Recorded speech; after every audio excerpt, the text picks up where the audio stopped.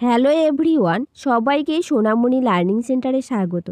আজকের ভিডিওতে আমি নিয়ে এসেছি সপ্তম শ্রেণীর রায় মার্টিন প্রশ্ন বিচিত্রা থেকে বাংলার যে প্রথম সেটটা রয়েছে 7 নম্বর পেজে, সেই সেটটা নিয়ে আলোচনা করব।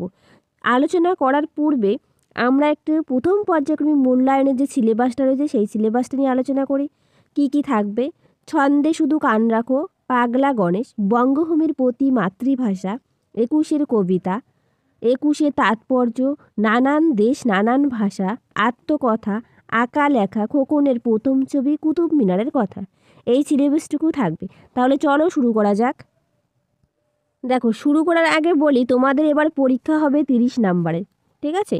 চলো set 1 Sargachhi Ramakrishna Mission high স্কুলের যে প্রশ্নপত্রটা রয়েছে এটা আলোচনা করব। একের দাগে দেখো, সঠিক উত্তরটি নির্বাচন করো। একের এক, কল্লোল সাহিত্য গোষ্ঠীর অন্যতম লেখক কে ছিলেন? অজিত দত্ত ছিলেন। পরের প্রশ্ন, একের দুই, গণেশের মেজ ছেলের বয়স। উত্তর হবে গণেশের মেজ ছেলের বয়স ছিল 171 বছর। পরের প্রশ্ন, একের তিন, my native land good night কার লেখা? উত্তর হবে অপশন খ, বায়রনের লেখা। My native land good night বইটি লিখেছিলেন লেখক বায়রন। পরের প্রশ্ন, একের চার, ব্রিটিশ কর্তৃত্ব বাইরে ছিল। ক, জোড়াসাঁকো ঠাকুর বাড়ি, খ, শান্তিনিকেতন, গ, কলকাতা, ঘ, বারাসত। সঠিক উত্তরটি হবে অপশন খ, শান্তিনিকেতন। পরের প্রশ্ন, একের পাঁচ, দারোগা শব্দটি ক, ওলন্দাজ, খ, পর্তুগিজ, গ, তুর্কি, ঘ, বর্মী। তো সঠিক উত্তরটি হবে অপশন গ, তুর্কি। পরের প্রশ্ন দেখো, 2-এর দাগ, সংক্ষেপে ও পূর্ণবাক্যে উত্তর দাও। 2-এর একে দেওয়া আছে, মাঠে চাঁদের দুধের স্বর জমে যায় বলতে কি বোঝানো হয়েছে? চলো উত্তরটা বলে দিচ্ছি। উত্তর, চন্দ্রালোকিত রাতে নিকটবর্তী মাঠে চাঁদের পুরু দুধের স্বর সমতুল্য জ্যোৎস্না প্রতিভাসিত হয়। পরের প্রশ্ন, 2-এর 2, মিনারিকা কাকে বলে? দেখো, 2-এর 2-এর উত্তর মিনারিকা। মিনার হলো সুউচ্চতা বিশিষ্ট স্তম্ভ, মোচা বা শাখের মতো ঊর্ধ্বমুখী অবনত চূড়াকে বলে মিনারেট বা মিনারিকা। চলো পরের প্রশ্ন। এরপর দেখো, 2-এর 3, গণেশ অবাক এবং খুশি দুই হলো কেন? উত্তর দেখো 2-এর 3-এর, গণেশের একজন প্রাক্তন ছাত্র তার স্ত্রী এবং মাকে নিয়ে গণেশের কাছে এসেছিল, কারণ ছাত্রটির মা কবিতার ব্যাপারটা খানিকটা জানতো এবং ছাত্রের স্ত্রী মা দুজনেই কবিতা শুনতে চায়। সে কথা শুনে গণেশ অবাক এবং খুশি দুই হয়েছিল। ঠিক আছে, আমি প্রশ্নগুলো এভাবে লিখে দিচ্ছি তাতে তোমাদের সুবিধা হয়। তোমরা প্রশ্নগুলোর প্রত্যেকটা উত্তর খাতায় নোট ডাউন করে রাখবে। আর যদি ভিডিওটা ভালো লেগে থাকে একটা লাইক, শেয়ার অ্যান্ড কমেন্ট করবে এবং সাবস্ক্রাইব করে পাশে থাকবে। এরপর দেখো পরের প্রশ্ন, 2-এর 4, পাখি সব করে রব রাতি পোহাইল পঙ্ক্তিটি কোন কবির কোন কবিতা থেকে নেওয়া হয়েছে? উত্তর 2-এর 4-এর, মদনমোহন তর্কালঙ্কারের প্রভাত বর্ণন কবিতার অংশ। বোঝা গেল?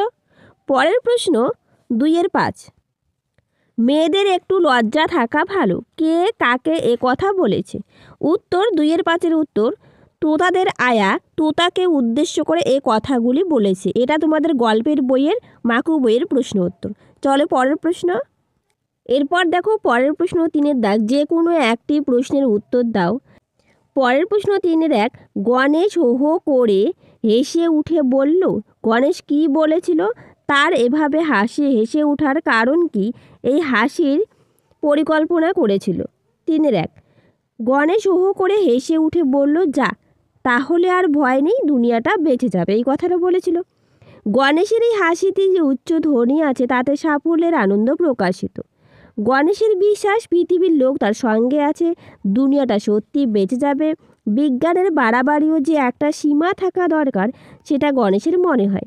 তাই একক প্রচেষ্টায় কালের গতিকে উল্টো দিকে ফেরানোর ব্যর্থ চেষ্টা না করে গণেশ আশ্রয় নেন সভ্য সমাজ থেকে দূরে হিমালয়ের গিরিগুহায়।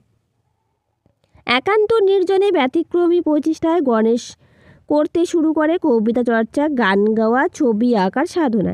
এভাবে তিনি বেগের যুগে আবেগ নির্ভরতার পথে যোগবিরুদ্ধ কাজ করে ব্যতিক্রমী হয়ে ওঠেন, কারণ এগুলি চর্চা করলে মানুষ বেঁচে থাকার আনন্দ খুঁজে পাবে এবং পৃথিবীকে রক্ষা করা সম্ভব হবে। পরের প্রশ্ন 3-2, রঙের প্রয়োজনও ছিল। শিল্পী রামকিঙ্কর বেইজের ছোটবেলায় রঙের প্রয়োজন কিভাবে মিটত, তিনি কিভাবে ওয়েল পেন্টিং শেখেন? 3-2 উত্তর, গাছের পাতার রস, বাটনা বাটা শিলের হলুদ, মেয়েদের পায়ের আলতা, মুড়ি ভাজা খোলার চাচা, ভূষকারি, এসব দিয়ে শিল্পী রামকিঙ্কর রঙের প্রয়োজন মেটাতেন। লেখক রামকিঙ্কর যখন শান্তিনিকেতনে আসেন তখন এখানকার কোনো শিল্পী ওয়েল পেন্টিংয়ের কাজ করতেন না। লেখক দোকানদারের কাছ থেকে টিউবে থাকা রং নিয়ে তেলের সঙ্গে মিশিয়ে তুলি ডুবিয়ে কী করে কাজ করতে হয় তা শিখেছিলেন। চলো পরের প্রশ্ন। এরপর দেখো, নিচের যে কোনো একটি প্রশ্নের উত্তর দাও। 4-1, বঙ্গভূমির প্রতি কবিতায় কবির মনের যে আক্ষেপ ধরা পড়েছে তা নিজের ভাষায় লেখো। 4-1 উত্তর, আধুনিক কবির মহাকাব্যের মাইকেল মধুসূদন দত্তের বঙ্গভূমির প্রতি কবিতাটি একটি গীতি কবিতা। তোমরা এই প্রশ্নটা পারলে একটু লিখে নাও, আর না হলে স্ক্রিনশট করে নাও, আমি লিখে দিয়েছি খুব সুন্দর করে। দেখো আমি যদি প্রত্যেকটা বলতে চাই তাহলে ভিডিওটা অনেক লং হয়ে যাবে, তোমরা পারলে একটু লিখে নাও, ঠিক আছে? এখানে শ্রাদ্ধজ্ঞ অর্পণ করেছেন, এই পর্যন্ত লিখবে, খুব সুন্দর করে লিখবে। চলো পরের প্রশ্ন। এরপর দেখো পরের প্রশ্ন 4-2। ইতিহাস থমকে দাঁড়িয়ে লিখে নিল সব বলতে এখানে কি কি বোঝানো হয়েছে, তার ফল কি হয়েছিল? দেখো উত্তরটা এখান থেকে শুরু করবে। 21শে ফেব্রুয়ারি পুলিশের গুলিতে মৃত শহীদের কথা এবং বাংলা ভাষার সম্মান রক্ষার জন্য মানুষের প্রতিবাদের কথা লিখে নিল ইতিহাস। এরপর থেকে থমকে দাঁড়িয়ে যেন লিখে রাখলো আত্মদানের সেই মহৎ কাহিনী। পাখির কলতান ফিরে এলো, পুনরায় মুখরিত হয়ে উঠল বঙ্গজননীর দিগন্ত। বঙ্গজননী এলেন বাংলা ভাষা নিয়ে বিজয়ী জনতার মিছিলে। এলো কথকতা, রূপকথা, মিষ্টি সুরের ছন্দে ভরা। মিছিলের সঙ্গে যোগ দিল শৈশবে পড়া মদনমোহনের সেই দেশের কবিতাটিও। পাখি সব করে রব, রাতি পুহাইল, বাগানে বাগানে আবার ফুল ফুটতে ফুটতে থাকলো। রাখাল গরুর পাল নিয়ে বের হলো মাঠে, শিশুরা নিজেদের পড়া নিয়ে বসলো। অর্থাৎ মাতৃভাষার সম্মান অর্জনের জন্য 21শে ফেব্রুয়ারি স্বতঃস্ফূর্ত গণ আন্দোলনে আবার ফিরিয়ে নিয়ে এলো বাঙালির জীবন, স্বাভাবিক বাঙালির জীবন। এই পর্যন্ত লিখবে। চলো পরের প্রশ্ন। এরপর দেখো 5-এর দাগ, নিচের যে কোনো একটি প্রশ্নের উত্তর দাও। 5-1, পানুয়াকে তার সম্পর্কে তার দিদি ও মাস্টার মশাইয়ের ধারণা কী ছিল? উত্তর, সোনাটিয়াদের পাশের বাড়ির তোতাদের আয়ার ছোট্ট ভাইয়ের নাম পানুয়া। তাহলে পানুয়া কে ছিল জানা গেল। তারপরে দেখো কি বলছে, তার দিদি ও মাস্টার মশাইয়ের ধারণা কী ছিল? সে 15 বছর নিখোঁজ হয়েছে। পানুয়ার দিদির ধারণা, ছোট্ট ভাই পানুয়া ওই বনেই নিখোঁজ হয়ে গেছে, আজ 15 বছর হলো। মার কানে না তুললেও তো আর পানুয়া ফিরে আসবে না।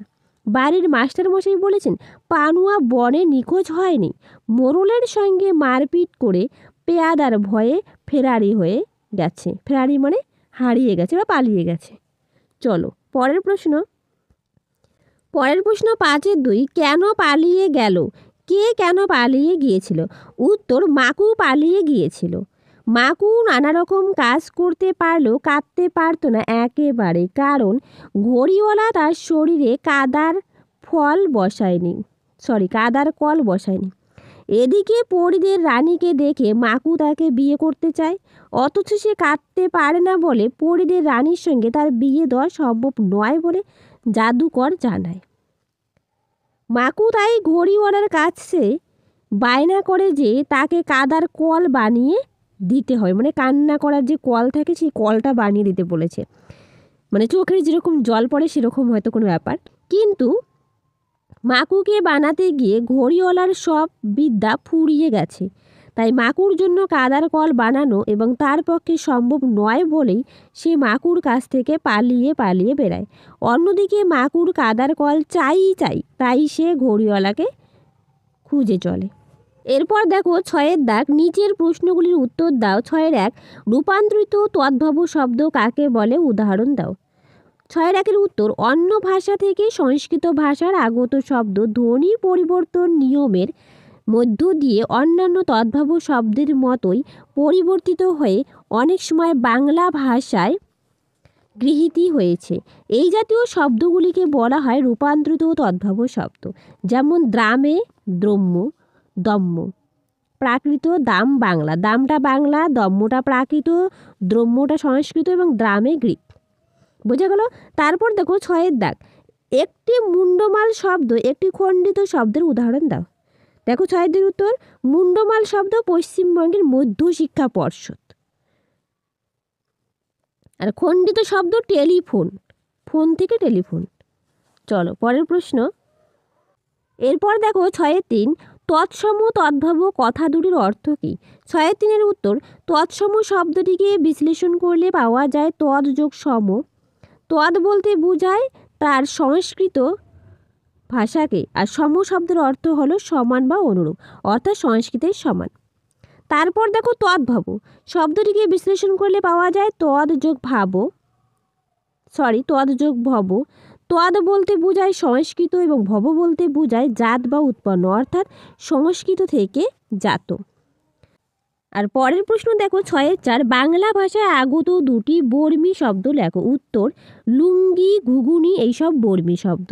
তাহলে আজ ছিল সেট 1 আলোচনা করে দিলাম আমি। এর পরের দিন সেট 2 নিয়ে আলোচনা করব। তোমাদের যদি ভিডিওটা ভালো লেগে থাকে একটা লাইক, শেয়ার অ্যান্ড কমেন্ট করবে এবং সাবস্ক্রাইব করে পাশে থাকবে। Thank you everyone.